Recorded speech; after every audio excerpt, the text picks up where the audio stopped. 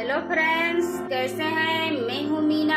हमारे YouTube channel पे आप सभी का स्वागत है। आज मैं ज्योति मौर्य, आलोक मौर्य पर दर्द भरा कजरी गीत सुनाने जा रही हूँ। हमारा वीडियो पसंद आए तो लाइक, शेयर, सब्सक्राइब करके चैनल को सपोर्ट करें। कमेंट में बताएं कैसा लगा। ज्योति पउत नौकरिया बौराई गई, आलोक के भुलाई गई ना।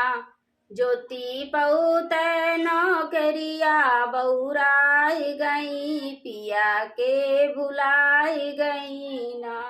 शादी होत मजा के वन के लाग खेलवाड़, शादी होत मजा के उनके लाग खेलवाड़। सात फेरो सात बचन के भुलाई गई, ज्योति बउराई गई ना। सात फेरो सात बचन के भुलाई गई, ज्योति बउराई गई ना। ज्योति पउत नौकरिया बउराई गई, आलोक के भुलाई गई ना। ज्योति पउत नौकरिया बउराई गई, पिया के भुलाई गई ना। पिया जी के मेहर मानी वन के लाग मान मानी, पिया जी के मेहर मानी वन के लाग मान मानी। अपने स्वर्गों के नरक बनाई गई, ज्योति बउराई गई ना। अपने स्वर्गों के नरक बनाई गई, ज्योति बउराई गई ना। ज्योति पउत नौकरिया बउराई गई, आलोक के भुलाई गई ना।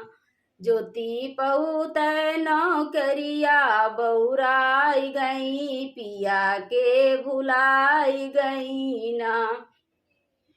पिया एक पीड़ा उठाई, ज्योति के सोचल पढ़ाई। पिया एक पीड़ा उठाई, ज्योति के सोचल पढ़ाई। उनके खातिर अपन सब कुछ दांव पे लगाई दीन, ज्योति बउराई गई ना।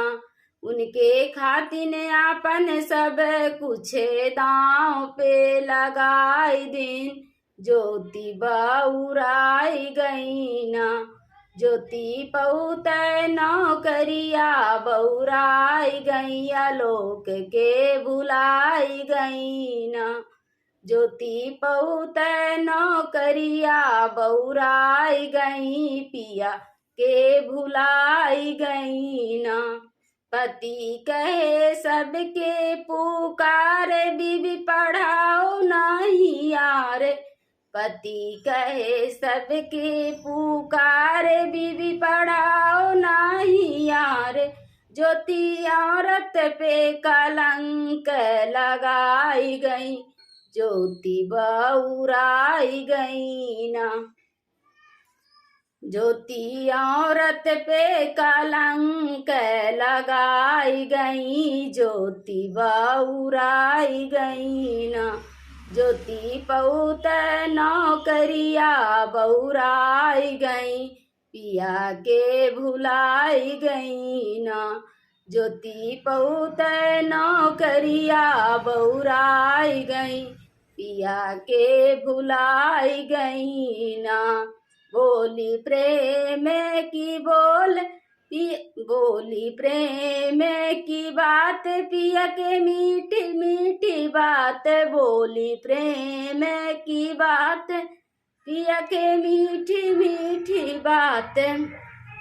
ओ तो एकदम से नरक बनाई गई, ज्योति बउराई गई ना। ओ तो एकदम से नरक बनाई गई, ज्योति बउराई गई ना। ज्योति पउत नौकरिया बउराई गई, आलोक के भुलाई गई ना। ज्योति पौत नौकरिया बौराई गई, पिया के भुलाई गई ना।